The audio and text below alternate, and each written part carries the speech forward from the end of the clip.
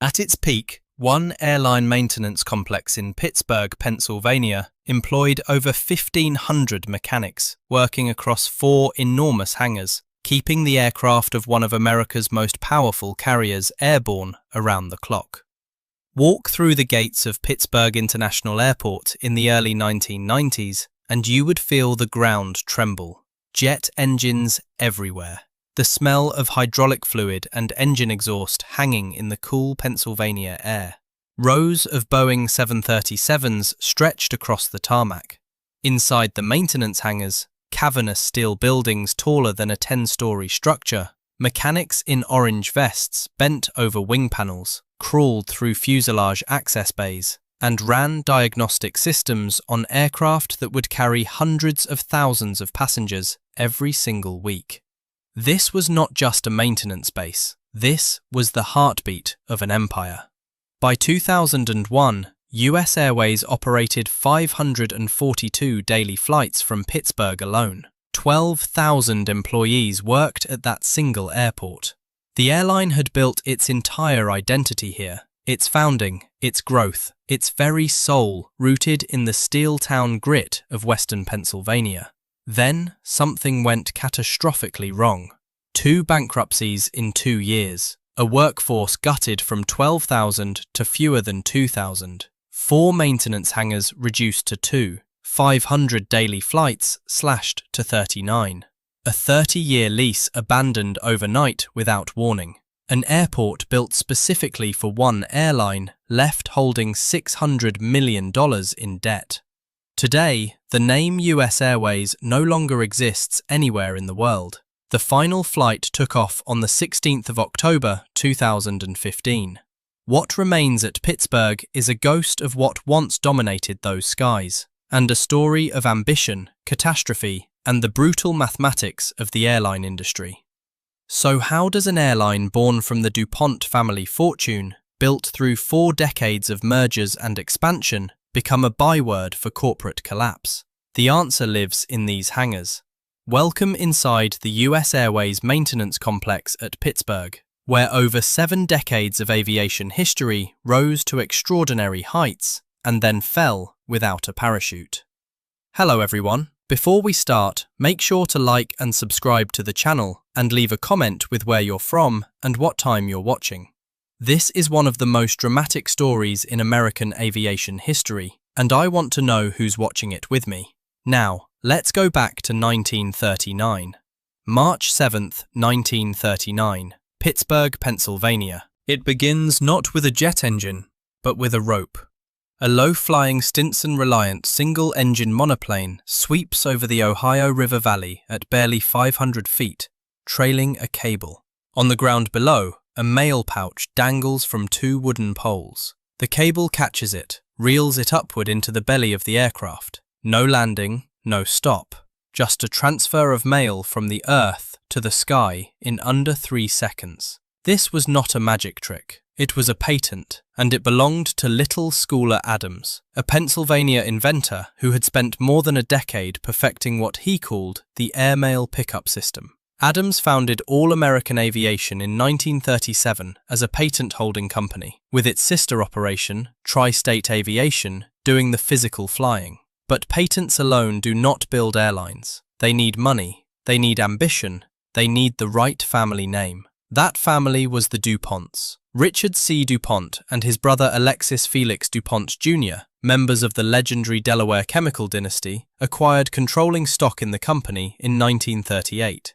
Congress had just passed legislation authorizing large-scale experimentation with the airmail pickup system, and on the very same day the bill passed, the DuPonts moved in. Richard DuPont became president. Funding flowed. Operations launched. From its hub at Allegheny County Airport near Pittsburgh, All American Aviation began threading a network of airmail routes through the hills and valleys of western Pennsylvania, West Virginia, and Ohio. These were not glamorous destinations. They were coal towns, river crossings, and industrial hamlets, places where rugged terrain made road delivery unreliable, and where the airmail pickup system could deliver letters that would otherwise take days. The planes flew low, the cables snagged their pouches, and Pittsburgh became the center of something quietly revolutionary. In an era when most Americans had never seen an airplane up close, the DuPonts were moving mail through the sky over the Monongahela Valley at 60 miles per hour. The maintenance of those aircraft happened at Allegheny County Airport. Modest work, engine checks, cable inspections,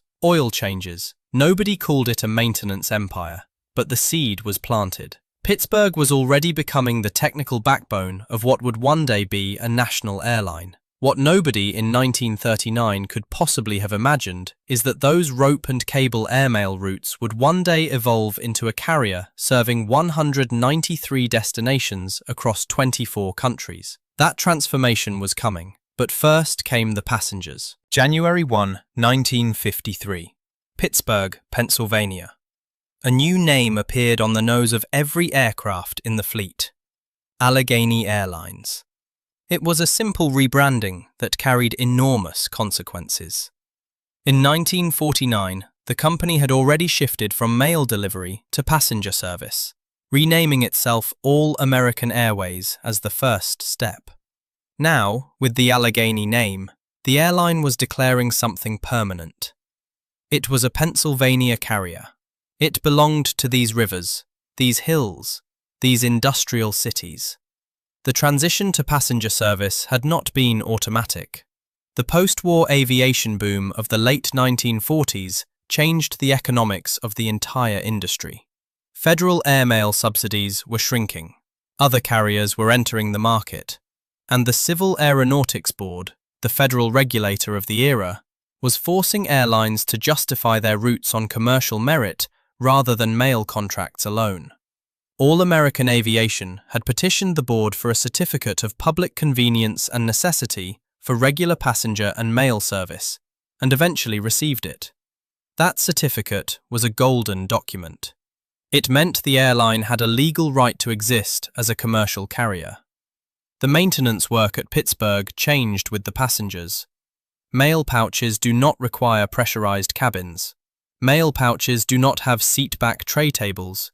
Mail pouches do not breathe. Passengers do.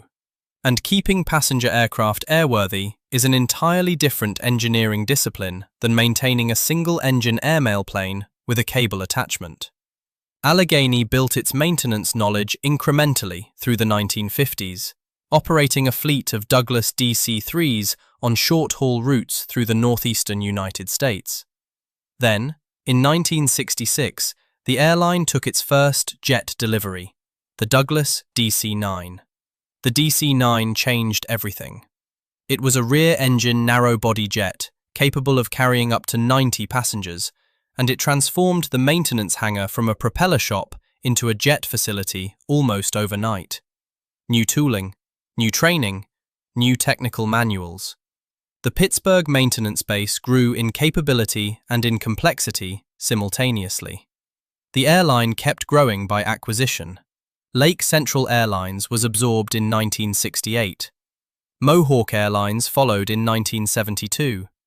By 1973, Allegheny had become the 9th largest airline in the free world, measured by passengers carried. The maintenance facility at Pittsburgh was now servicing a fleet that spanned the entire northeastern United States. But there was a problem. The passengers calling the airline had another name for it. They called it Agony Air. October 28, 1979, Washington, D.C. The Airline Deregulation Act of 1978 had just rewritten the rules of American aviation. For decades, the federal government had controlled which airlines could fly which routes and what fares they could charge. Deregulation ended all of that. Routes were open. Prices were free, and every airline in America was either going to expand aggressively or be consumed. Allegheny Airlines chose expansion, and to mark that choice, it chose a new name. On October 28, 1979, Allegheny officially became US Air, a name that carried a national rather than regional identity. The airline's route network at that moment was concentrated east of the Mississippi River, with a few spokes reaching Houston and Phoenix. Within 4 years, US Air would extend to Dallas-Fort Worth, Kansas City, Denver, Los Angeles, San Francisco, and San Diego. The maintenance base at Pittsburgh International Airport expanded in parallel. More routes meant more aircraft. More aircraft meant more hangar space, more mechanics, more diagnostic equipment, more spare parts inventory. Pittsburgh was not just a hub for passengers, it was the central nervous system of US Air's technical operations. The airline's maintenance and operations headquarters remained physically anchored to Pittsburgh, even as its commercial headquarters migrated to Crystal City in Arlington, Virginia, in 1990. US Air made a pivotal decision in the early 1980s. The airline needed a jet capable of carrying more passengers on its growing Florida routes. It approached McDonnell Douglas, whose DC-9 had served the airline since 1966. The negotiations failed, so US Air turned to Boeing and helped develop an entirely new variant of the 737 series. On November 28, 1984, US Air took delivery of the first Boeing 737-300 ever built. The airline was a launch customer for what would become one of the most commercially successful aircraft in aviation history. That partnership with Boeing would later become devastatingly complicated, but in 1984, it felt like pure triumph. The Pittsburgh maintenance hangars began training mechanics on the new Boeing platform. The 737-300 required different hydraulic procedures, different engine servicing protocols, different training certifications than anything in the fleet before it. The investment in human capital was enormous, but US Air was confident. The empire was being built, and Pittsburgh was its foundation. The real explosion was still to come. April 9, 1988. Pittsburgh International Airport. The ink had barely dried before US Air announced it was doing it again. The first acquisition had already been completed, Pacific Southwest Airlines, the beloved San Diego-based carrier known for its painted smiles on its aircraft noses, had been absorbed into US Air's fleet on April 9, 1988. PSA gave US Air a full network up and down the California coast and expanded its presence into the western United States. Then, on August 5, 1989, US Air completed the acquisition of Piedmont Airlines, the Winston-Salem, North Carolina-based carrier whose hub at Charlotte Douglas International Airport was growing rapidly. The Piedmont acquisition was the largest airline merger that had ever been completed in American history up to that point. With a single transaction, US Air became one of the world's largest airlines. More than 5,000 flights operated daily to 134 airports, with an additional 48 covered by US Air Express. The Pittsburgh Maintenance Complex became the technical infrastructure for a combined fleet that now numbered over 450 mainline aircraft, 737s of multiple variants, Boeing 727-200s, 757-200s, 767-200 extended range models, Douglas DC-9s, and Fokker aircraft from the Piedmont fleet.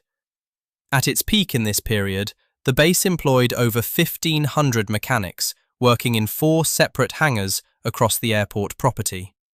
Walk through those hangars in the early 1990s and you would see heavy maintenance underway on virtually every aircraft type in the fleet simultaneously. C-checks, the most comprehensive scheduled inspection an aircraft undergoes, requiring complete disassembly and examination of structural components, hydraulic systems, electrical wiring, and control surfaces, could take weeks for a single aircraft. The Pittsburgh base ran multiple C-checks concurrently, 24 hours a day, 7 days a week. Across the 3 maintenance shifts that kept the facility running, mechanics from the Pittsburgh Institute of Aeronautics, based just a few miles away at Allegheny County Airport, filled the workforce. Many of them had fathers who had worked the same hangars before them. The culture of Pittsburgh's aviation maintenance community was generational. It was not just a job. It was a trade passed down like the steel mill skills that had defined the city for a century before. The empire had reached its zenith. But here is what nobody in those hangars could see. The forces that would destroy everything were already taking shape. If you are finding this story fascinating, please hit that like button and subscribe to the channel. It really helps us continue bringing you these deep dives into history. The story is about to take a very dark turn, and it starts not with a financial crisis, but with a plane falling from the sky. September 8, 1994. 6 miles northwest of Pittsburgh International Airport.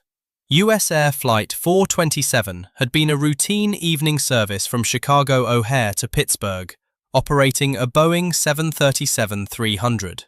The aircraft registration was N513AU, and it had logged a total of 23,846 hours of flight time. The captain was Peter Germano, aged 45, hired by US Air on February 4, 1981, a pilot with approximately 12,000 hours of total flight time. The first officer was Charles B. Emmett III, aged 38, originally hired by Piedmont Airlines in February 1987. At 6,000 feet and approximately 190 knots, approaching runway 28 right at Pittsburgh, the aircraft suddenly rolled violently to the left. The autopilot disconnected. First Officer Emmett slammed the right rudder pedal. The aircraft's rudder deflected left instead. Not a pilot error, a mechanical betrayal.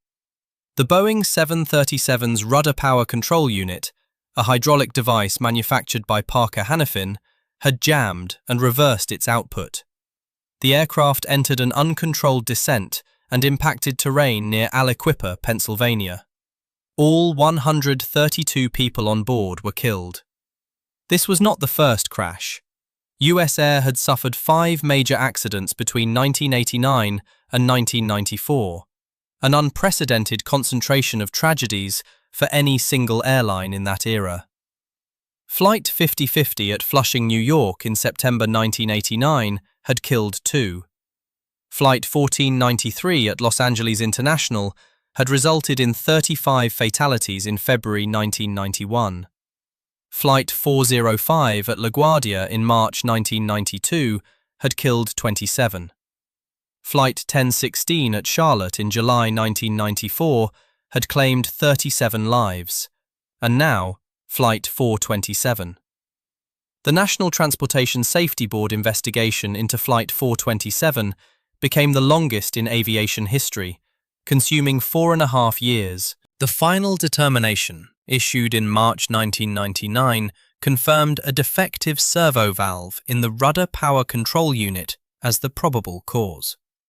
The investigation ultimately led Boeing to redesign the entire 737 rudder system, and the Federal Aviation Administration mandated fleet-wide modifications worldwide. For US Air, the reputational damage was immense. The airline had been publicly associated with tragedy 5 times in 5 years. Passenger confidence cratered. Bookings dropped. Meanwhile, the maintenance base at Pittsburgh, which had serviced that Boeing 737 through its regular inspection cycles, operated in the shadow of a question nobody could answer comfortably. Had the maintenance system missed something? The legal, financial, and reputational consequences of those crashes compounded each other, and they were arriving precisely as the airline's structural financial problems were becoming impossible to ignore. January 1993, Pittsburgh, Pennsylvania. The maintenance hangar was learning a new paint scheme. British Airways had just injected $300 million into US Air through a strategic partnership, a badly needed cash infusion at a moment when the airline had posted its 6th consecutive year of losses. In exchange, several Boeing 767-200 extended-range aircraft from the US Air fleet were repainted in full British Airways livery, though they continued to be operated, crewed, and maintained by US Air from its Pittsburgh base. The alliance was conceived by US Air President Seth Schofield, who had succeeded Edwin Kolodny in 1991. Schofield had inherited an airline that was simultaneously trying to digest 2 massive mergers, rebuild its safety reputation after a wave of fatal crashes, and compete on a national stage without the economies of scale that American, United, and Delta had achieved over decades. The British Airways deal offered something US Air desperately needed: capital, a transatlantic codeshare network, and the credibility of association with one of the world's most prestigious carriers. At Pittsburgh, the maintenance mechanics were now servicing wide-body aircraft in 2 different liveries on behalf of 2 different airlines. The engineering complexity had grown substantially. The 767-200 extended range required different technical capabilities than the narrow-body fleet. The Pittsburgh facility was pushing the boundaries of its certification and its manpower simultaneously. Then, the alliance collapsed. In 1996, British Airways announced it intended to partner with American Airlines instead of US Air. US Air filed suit. The legal battle consumed enormous management attention and financial resources at exactly the moment the airline needed both for operational improvement. By early 1997, the British Airways liveries were being stripped from the Pittsburgh-based 767 fleet, and US Air was rebranding itself entirely. On approximately March 1, 1997, US Air became US Airways. A stylized version of the American flag appeared on the tail of every aircraft. New corporate identity, new terminal signage, new ticket jackets. The airline was signaling a fresh start. But the maintenance facility at Pittsburgh, renamed along with everything else, knew the truth. The financial foundation was still cracked. High operating costs. A route network too concentrated in the northeastern United States. Competition from Southwest Airlines and other low-cost carriers eating into the short-haul markets that had always been US Airways' core business. The new name could not fix the old problems. And the worst crisis was still waiting, 3 years down the runway. 1992. Pittsburgh International Airport, Moon Township, Pennsylvania. The construction crews had been working for 5 years. When the new Pittsburgh International Airport Terminal Complex finally opened in 1992, the New York Times called it the Airport of the Future. It was a billion-dollar facility, specifically a project financed through approximately $600 million in county-issued bonds, with US Airways committed to paying roughly 80% of the debt service through its lease agreements as the dominant carrier and primary architect of the project. The design was genuinely revolutionary for its time. An X-shaped airside terminal reduced walking distances between connecting gates. An underground automated train transported passengers from the landside terminal to the gate concourses.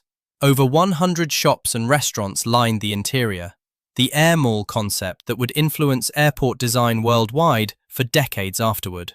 US Airways occupied 53 of 76 total gates. In 1988, US Air departures had already accounted for 86% of all operations at the airport. For the maintenance complex specifically, the new airport brought infrastructure upgrades that transformed the technical operation. The 4 maintenance hangars on the western edge of the airport property had access to a new network of taxiways that reduced aircraft transit time to and from the hangar. Ground support equipment was modernized. The avionics shop, the seat shop, the machine shop, the paint facilities, and the small parts centers were all upgraded to serve the expanded fleet. By 1995, US Airways had non-stop service from Pittsburgh to 91 airports, plus an additional 28 through US Airways Express. Passenger traffic at the airport reached 20 million in the late 1990s, a figure that made Pittsburgh International one of the largest connecting hubs in the eastern United States. In August of 2001, the airport recorded its busiest single month in history, 2 million passengers, with an average of 633 daily flights. The maintenance base was at maximum capacity, over 1,500 mechanics on the books, 4 hangars running around the clock. Apprentices, fresh from the Pittsburgh Institute of Aeronautics, starting their careers on the shop floor. working beside veterans who had spent 20 and 30 years servicing aircraft in those same buildings. It was the peak, not just of the maintenance facility, of everything.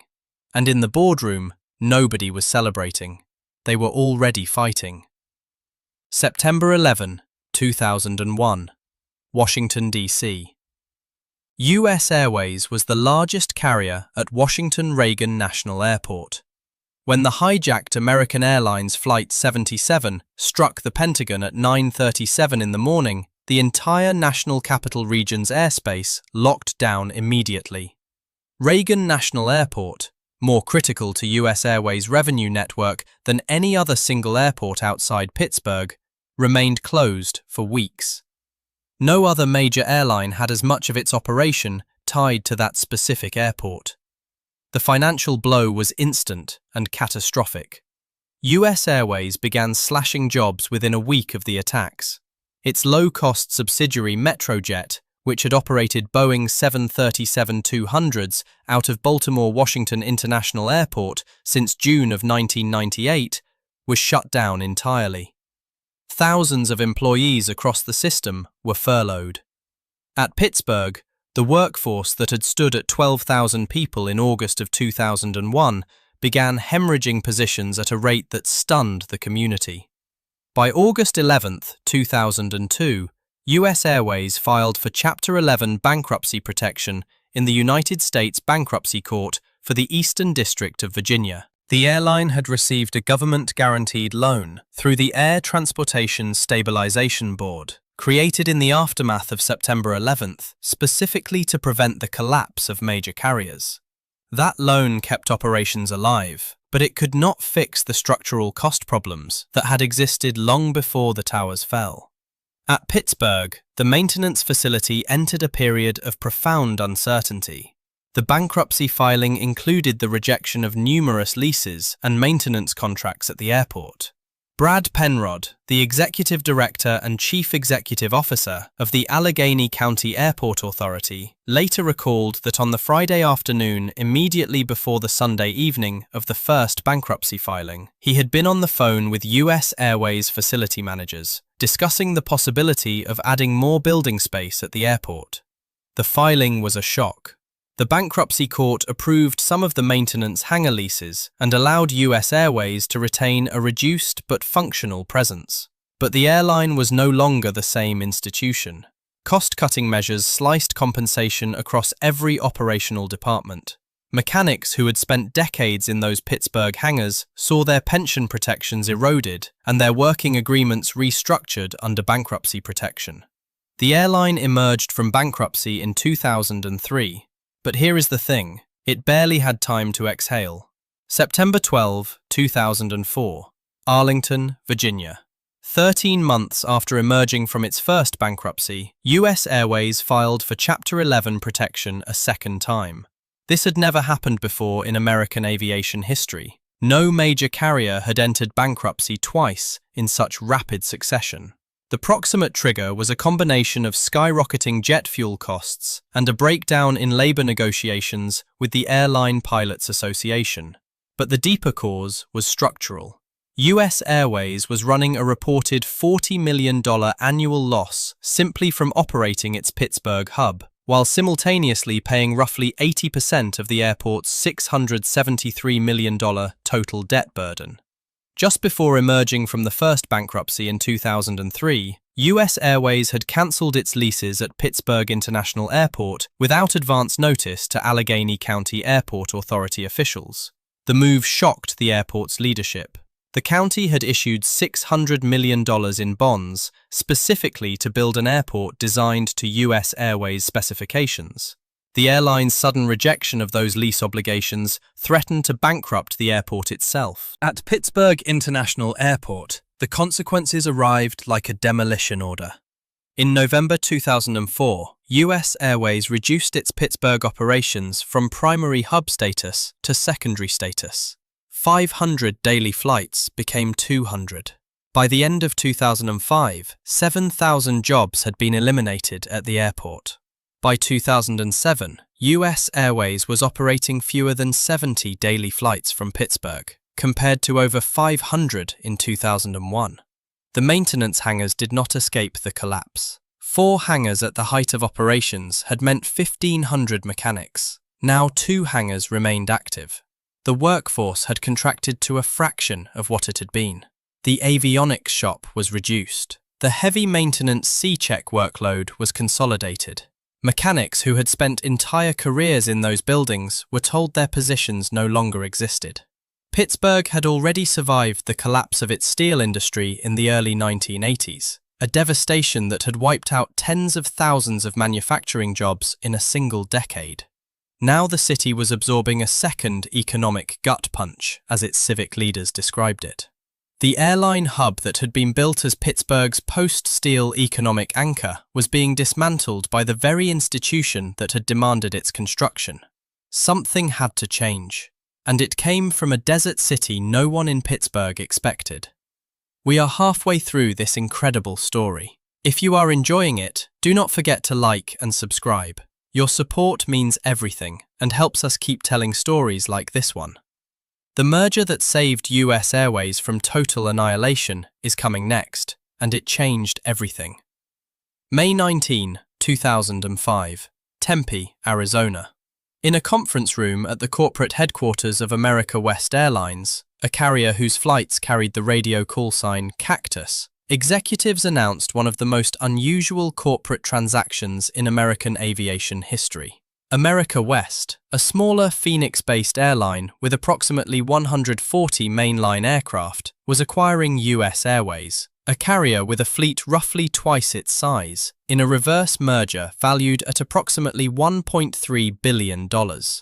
Douglas Parker had been chairman, president, and chief executive officer of American West since September 1, 2001, exactly 10 days before the September 11th attacks. He had navigated his airline through the post-attack crisis, secured federal loan guarantees, and returned American West to profitability at a time when most of the industry was still bleeding. When US Airways entered its second bankruptcy, Parker saw an opportunity that others saw only as a desperate situation. The deal was structured so that American West's corporate leadership, Parker himself and most of his executive team, assumed operational control of the combined airline. US Airways' name was retained because brand studies showed it carried greater recognition worldwide than the American West name. The headquarters moved from Arlington, Virginia to Tempe, Arizona, into the 9-story building that had been American West's home. In Pittsburgh, the announcement landed like a cold stone in still water. The maintenance base was not going to be shut down. The hangars still had value, and Airbus narrow-body aircraft, which US Airways had been replacing its older jets with since the late 1990s, required the technical capabilities that Pittsburgh had developed. But the management team that had always prioritized Pittsburgh was gone. The new leadership had no emotional connection to Western Pennsylvania. To Doug Parker and his Tempe-based team, Pittsburgh was a financial calculation, not a hometown. The merged airline's FAA operating certificates were formally consolidated on September 25, 2007. The radio call sign for all US Airways flights became Cactus and AWE, American West's former identifiers, as a sign of the surviving corporate lineage. For the mechanics in Pittsburgh's hangars, it was a reminder. The airline they had served since before some of them were born no longer had the same address. The same name, yes. The same soul, no. The empire had a new master, and that master was already thinking about the next merger. January 15, 2009. The Hudson River, New York City. At 3:27 in the afternoon, US Airways Flight 1549 departed LaGuardia Airport's runway 4 right, bound for Charlotte Douglas International Airport. The aircraft was an Airbus A320, registered N106 US, carrying 150 passengers and 5 crew members. Captain Chesley Sullenberger, aged 58, was in command. First Officer Jeffrey Skiles occupied the right seat. At 2,800 feet, the aircraft struck a flock of Canada geese. Both CFM-56 engines ingested birds simultaneously and lost power. Sullenberger, a former United States Air Force pilot with over 19,000 hours of flight experience, assessed the situation in seconds. A return to LaGuardia was impossible. A diversion to Teterboro Airport in New Jersey was impossible. He aimed the unpowered aircraft at the Hudson River. At 3:31 in the afternoon, Flight 1549 ditched successfully on the surface of the Hudson River. All 150 passengers and 5 crew members survived. New York Governor David Paterson called it the miracle on the Hudson. Within hours, Sullenberger and Skiles were famous worldwide. For US Airways, the miracle arrived at a moment when the airline desperately needed something other than disaster to define it. 5 fatal crashes between 1989 and 1994, 2 bankruptcies in 2 years, a workforce reduction of thousands, a hub abandoned in its hometown, and now this, a story of professionalism, composure, and survival that played on every television screen on Earth for days. The maintenance records of the aircraft involved showed that N106 US had been regularly serviced through the airline's maintenance system. The aircraft had no outstanding maintenance discrepancies at the time of the accident. The engines had failed not because of mechanical failure, but because of a wildlife strike, an event that no maintenance program in the world can prevent. But the Pittsburgh maintenance community took quiet pride in what those records showed. The aircraft had been kept airworthy. The systems had functioned correctly. When Sullenberger needed the hydraulics to respond, they responded. When he needed the control surfaces to perform, they performed. The aircraft did everything it was designed to do. The maintenance hangar had not built the miracle, but it had made the miracle possible. The airline, however, was still facing pressures that no miracle could solve. February 14, 2013, Fort Worth, Texas, Valentine's Day. US Airways Group and AMR Corporation, the bankrupt parent company of American Airlines, announced they would merge to form the largest airline in the world. The combined entity would carry over 3,000 daily flights to nearly 340 destinations.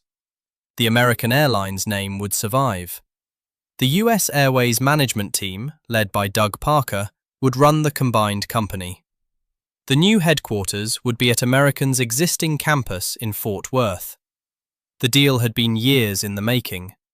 As early as January 2012, US Airways had publicly expressed interest in acquiring the bankrupt American.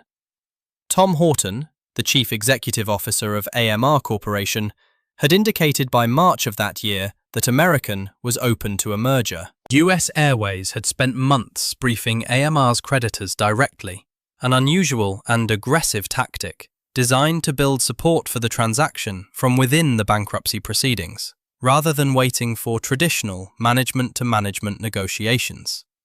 The Department of Justice filed suit on August 13, 2013. Seeking to block the merger on antitrust grounds. The complaint alleged that consolidation would reduce competition and raise prices for consumers. 6 states, Arizona, Florida, Pennsylvania, Texas, Virginia, and Tennessee, joined the federal government as plaintiffs. The case threatened to destroy the deal entirely. On November 12, 2013, the 2 companies reached a settlement with the Department of Justice. The holding companies merged on December 9, 2013. The FAA granted a single operating certificate for both carriers on April 8, 2015. At Pittsburgh, the announcement created a familiar combination of anxiety and grim calculation.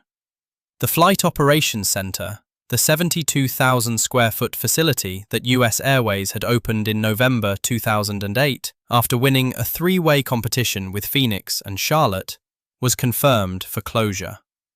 The $25 million investment that had created 600 jobs in Moon Township, Pennsylvania, would be shut down and consolidated with American's operations near Dallas-Fort Worth International Airport. The closure was completed on August 23, 2015. The maintenance hangars were different. American needed the Pittsburgh facility to service its Airbus narrow-body fleet. The hangars stayed. But the name above the door was changing. The end of US Airways was now not a question of whether, only when. October 16, 2015. Philadelphia International Airport. At 10 o'clock and 5 minutes in the morning, US Airways Flight 1939 departed Philadelphia. The flight number had been changed deliberately. Originally numbered Flight 434, it was renumbered 1939 to honor the year all American aviation had first taken to the skies over the Ohio River Valley. The aircraft was an Airbus A321, registered N152UW. The routing was a final farewell. Philadelphia to Charlotte Douglas International Airport, then to Phoenix Sky Harbor International Airport, then to San Francisco International Airport. 187 passengers had purchased tickets specifically because they understood what this flight represented. The cabin was full of aviation enthusiasts, former employees, journalists, and people who simply wanted to say they had been aboard the last US Airways flight in history.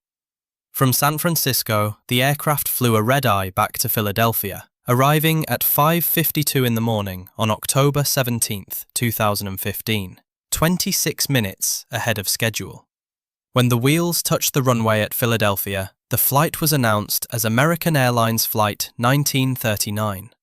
The US Airways brand, with 76 years of aviation history behind it, ceased to exist at that moment. In Pittsburgh, the mood in the maintenance hangars on that morning was complicated. Some of the mechanics working the early shift had started their careers at the facility in the US Air years, in the 1990s, when 1,500 people walked those same floors on each shift.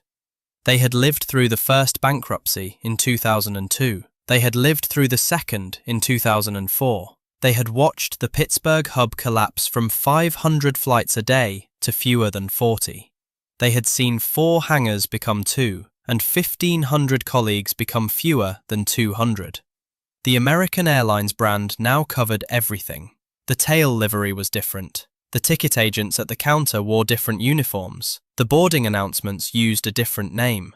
But the mechanics in Pittsburgh were still there, still running C-checks on Airbus A320 family aircraft, still drawing on the institutional knowledge that had been built up over decades in those hangars on the western edge of Pittsburgh International Airport. The cactus had swallowed the flag, but the hangar lights were still on. Walk through Pittsburgh International Airport today and you will find something that surprises most visitors: a maintenance base that is growing again. American Airlines, which absorbed US Airways in 2013, has since invested heavily in the Pittsburgh facility that traces its operational lineage directly to those US Air maintenance hangars. By 2023, the base was staffed by over 320 aviation maintenance technicians, nearly double its level from just a year earlier. American announced plans to expand to approximately 600 total jobs by 2025, making Pittsburgh its second largest maintenance base in the entire network, behind only Tulsa, Oklahoma. The entire management team is composed of graduates from the Pittsburgh Institute of Aeronautics. 75% of the mechanics learned their trade at that same school. Senior base manager Mark Mascara, who began his career with US Airways in Pittsburgh in 1999, returned to run the facility in August of 2022. The airport's chairman, David Minot, said publicly that the community had finally built an airport for itself, not for US Airways. That sentence alone contains an entire lesson. Here is what the story of the US Airways maintenance hangar at Pittsburgh teaches. Not as abstract principles, but as events that happened to real people. The lesson of misaligned dependency. Pittsburgh built its entire aviation economy around one tenant. The county issued $600 million in bonds to construct an airport designed to US Airways specifications. When the airline's financial structure collapsed, the airport very nearly collapsed with it. No institution, no city, No airport, no workforce should ever stake its entire future on a single counterparty, no matter how powerful that counterparty appears at the height of its dominance. The lesson of structural blindness. US Airways was running a $40 million annual loss at Pittsburgh by 2003, while simultaneously paying 80% of the airport's debt service. That information was not hidden. The numbers were real and documented, and yet the system, the airline, the county, the airport authority, continued operating as though the arrangement were sustainable. Structural problems do not announce themselves with alarm bells. They compound quietly until they cannot be contained. The lesson of the hangar that survived. The maintenance facility outlasted the airline. The physical capability, the technical knowledge, the workforce trained at the Pittsburgh Institute of Aeronautics, all of it persisted through 2 bankruptcies, a forced merger, a rebrand, and an acquisition. Skills are more durable than corporate names. The numbers tell the arc of 76 years in a single breath. Founded 1939, peak of 542 Pittsburgh flights daily and 12,000 airport employees in 2001. First bankruptcy, August 11, 2002. Second bankruptcy, September 12, 2004. Final flight, October 16, 2015. What is left is not nothing. The hangars still stand, the lights are still on, and somewhere in those buildings, a mechanic who started with US Airways is teaching the next generation how to service an Airbus wing. The name changed, the work continues.